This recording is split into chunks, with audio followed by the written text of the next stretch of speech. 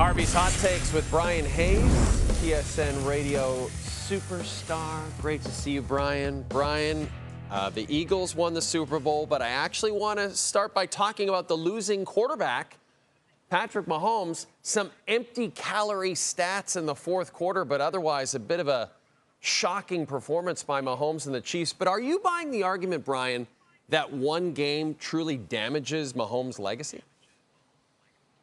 I think it's really too early to know that, Jay. I think this was always going to be a marathon. This was always going to be the long game, right? And he truly was horrible last night.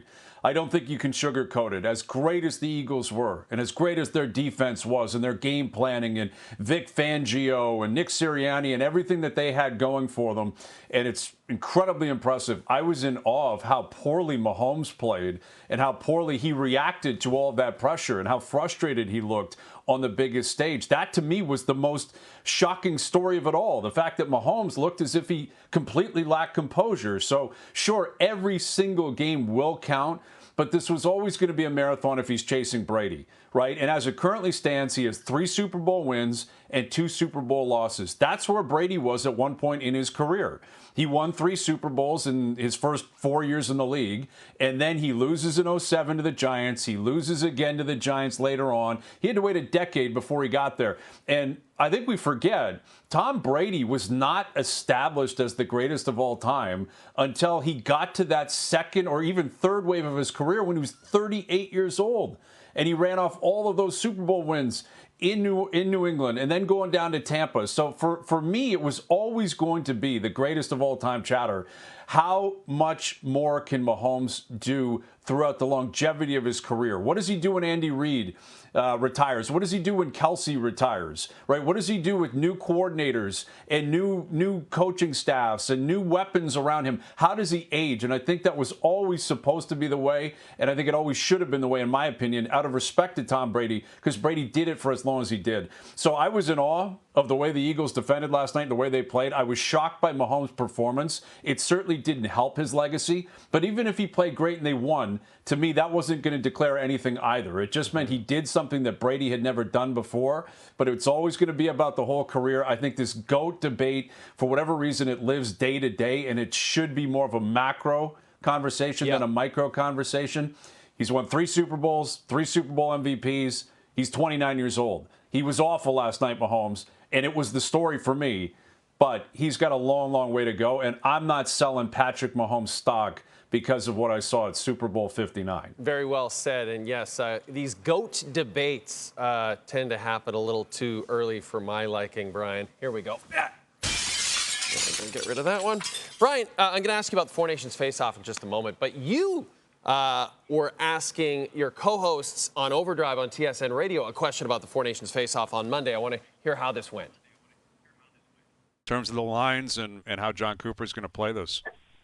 Well, kind of interesting. He moved McKinnon to the wing, right, and is playing him with Sidney Crosby. I think that's what they would have done. Okay. So, it's tough. It's tough, right, when you're on TV and maybe you can't reach for the cough button or whatever. But your co-hosts, Jamie McLennan and Jeff O'Neill, I've never seen them so excited at a sneeze.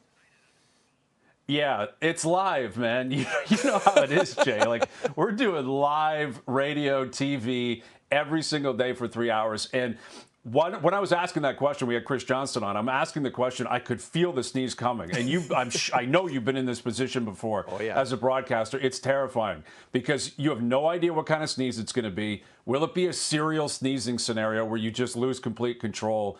Can you get to the cough button? I thought I had it. I thought I had the cough button. And evidently, I did not.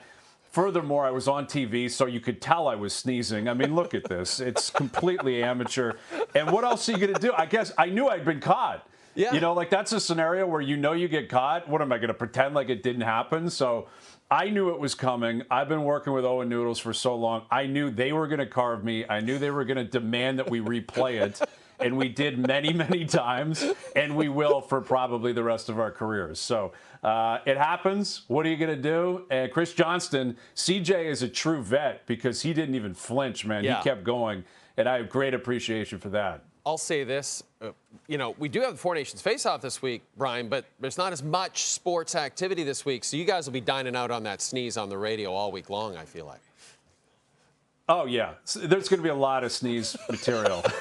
We're going to have to dive into the archives of sneezing and broadcasting, and there will be a lot of potential content here. So we will disappoint because it's going to be so stupid, but for us, we'll more than likely have a lot of fun with it. No, I love it. I'm looking forward to it. Hey, Monday it was confirmed Sidney Crosby will play for Canada at the Four Nations face-off. We know Drew Doughty has replaced Alex Pietrangelo, and Doughty was practicing in a top 4 role on Monday, Bryan. What does it say about Crosby and Doughty that they are all in on this tournament when either of them easily could have passed on it and would have been justified in doing so? I think it says that they're great Canadians. They love playing for Canada. They love playing hockey. And I am so happy that they're a part of this tournament. Yes. I'm so happy that they're a part of this tournament. And I appreciate you giving me this opportunity because I know it's sappy. I know it's a little bit over the top, but truly I cannot hammer it home enough. I think it's so much better, and it sets up so beautifully for the tournament. A tournament, albeit I am a little bit skeptical of, and I've been saying that on your show, on my show for weeks. I don't know exactly what to expect. It's a manufactured tournament. We've never seen it before. There's 4 nations. They're going to play 3 games, maybe 4 tops. It's very unique. I don't know what it's going to look like, and the Pietrangelo story from a couple of weeks ago was concerning to me. But having Sid fight through injury and show up on day 1, practice and say, I'm good to go, that's an incredible sign. He's the captain. He's been the face of Canadian hockey for 20 years. He's a great, great ambassador for the game, and I love that he's there. And Drew Doughty is one of my favorite personalities in sports.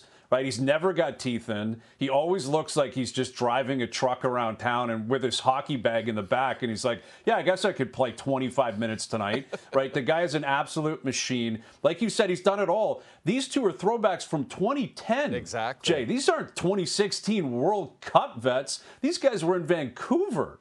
They were in Vancouver, Drew Doughty and Sidney Crosby. And I think that's incredibly important because a lot has been made of the McDavids and the McKinnons and the McCarrs and the Matthews and all those guys of, in the mid to late 20s who have not had an opportunity to play best on best. And this is a big moment for them. And I'm sure they're relishing in that opportunity, and I'm sure they're pouncing to get on the ice. But I think it's important to have the throwback guys. I think it's important to have the great, great players of the past who can still bring it. And Drew Doughty could have easily pulled the shoot on this, and no one would have even batted an eye. Nope. He was pitching his case to Hockey Canada, dying to be here. And Sidney Crosby, the same thing. And I also think it's a great sign for the mentality of this group for 2026. Not to get ahead of myself, but this is about, launching into the Olympic Games. And Doughty wants to be there, and I'll bet you will be. I'm not betting against him. And Sid wants to be there, and I know he's going to be there. And, again, the legitimacy of the tournament, we don't know yet. We'll see come puck drop at the Bell Center on Wednesday night how it starts and how it looks. But it's a great, great start that Sidney Crosby and Drew Doughty said, I'm not going to a beach somewhere. I'm not going through rehab. I'm not going to sit here with the medical staff. I'm going to get to Montreal. I'm going to play for Canada. And not only that, I'm going to prove how excited I am and how much I cherish this opportunity. I love it. I love that Drew Doughty's there. I love that Sidney Crosby's there. It's going to be great to see the two of them in Canadian jerseys again. And we've been lucky to see it for a long, long time. I love that you brought that all up, and I love you mentioned that they're all the way back from 2010. Great Canadians, both of them. Here we go. Bryan, Canada and the USA have the shortest odds at the Four Nations. We know that. Wouldn't be surprising if either team won. What would a win by Canada mean at this tournament, in your opinion, Bryan? And then, conversely, what would a win by the United States mean in this tournament to you? I think it's a very different reaction, Jay, to both. And I would start in Canada. I think, obviously, you want to win. There's no downside to winning the tournament, even though, again, it's not one that has a ton of history. And I don't know how the country's going to react until we get there. I'm really uncertain how the country's going to react to this tournament. But there's no downside to winning. But if Canada wins, they're supposed to win. That's the expectation every single tournament we play in as Canadians. We are expected to win. If you win, awesome. People will be happy for you. And I believe Canadians across the country will say, use that, bottle it up, go to the Olympics in 2026 and win a gold medal. So I don't think it's going to really rattle the cage of international hockey. In fact, I know that it won't. But if the Americans win, I think it will be a significantly different reaction. And I think the hockey world will react very, very differently, because the fact of the matter is, best on best at the pro level, the Americans have no history. They haven't won anything. They won the 96 World Cup. And obviously, we know what happened in 1980, the Miracle on Ice, but that wasn't best on best at that point. So totally different history. If the Americans win, I think they will celebrate like they actually won a gold medal. I think this team will really celebrate, and I think it will jolt Canadian hockey significantly, because this has been a conversation that's been brewing for quite some time. Have the Americans caught us? Have the Americans caught up to Canadian hockey? Has their farm system and the grassroots possibly done enough to catch what we have been throughout our lifetime forever? Ever since the inception of the game, Canada has been supreme. They have stood alone. And if the Americans win, I think they'll puff their chest out and suggest they've done that. And I don't think we want any part of it, right? I think that's basically what I'm getting to, is in a roundabout way. I want Canada to win so we don't have to hear from the Americans, because I think they're going to be so loud. I think they're going to be so arrogant about it. And I think it will set a tone of anxiety. What is coming in 2026? Right. Because, again, this is all about a launching pad to get to the Olympic Games. And if the Americans show up here and win on Saturday night at the Bell Center, beat Canada, or beat Canada in the finals down in Boston, that sets a tone for what we could see in the future. So if Canada wins, status quo. Yeah. If the Americans win, I think it'll be a very, very different conversation on both sides of the border. Can I throw a quick follow-up at you, Bryan? And this may be a weird question. Do you think, for the good of Canadian hockey, maybe it would be better if Canada does not win this tournament? And I'll tell you why I ask you that question. Because after what happened at the World Juniors this year, and now all the talk of having a permanent World Junior coach, essentially kind of changing how we put that team together, would a loss to the Americans in this tournament sort of set up yet another crisis situation in this country that maybe we need? Like, maybe do we need to take a hard look at how we're developing players? And as you said, whether or not the Americans have caught us, just in terms of development. Like, as you said, if we win, it's status quo. But should it be status quo anymore? I think it's a very valid question, and I do think there could be a positive to it, right? Depending on how it all plays out and how people, again, react, the intensity level of the tournament, if it's taken seriously. These are all unknowns at this point. But what happened with the World Juniors was a shock. I mean, it was a jolt, clearly, and it's led to Hockey Canada, an organization, as we know, that has gone through a lot of change over the last few years, more off the ice than on the ice. But I think the on-ice change is something that does have to be addressed at some point. You know, I don't think we can just sit there and expect, you know, Canadian kids to all grow up and all make it and all be the best at every single level forever. The Americans, they've got so many more players playing now. And they've got a system, and they've got a lot of money behind it. There's a lot to be studied there, which, again, is something that's never really happened. We've never looked beyond our borders, right? Historically, Jay, it's other countries that come here, and they're like, what is Canada doing, and how can we apply it? I don't know if that will be the reaction.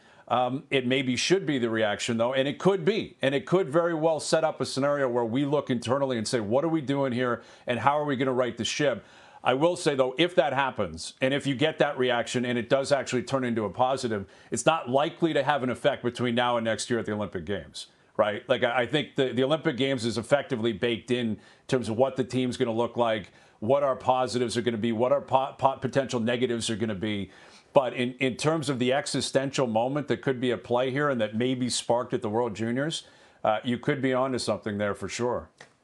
Bryan, I know you're off to warmer climates for a well-deserved family vacation. I'll say this, though, wherever you go, no matter how hot it is, it'll never be as hot as your takes. That's Bryan Hayes. Hot Takes is presented by Harvey's. Customize your burger and get it delivered from our app to your door. Harvey's, it's a beautiful thing.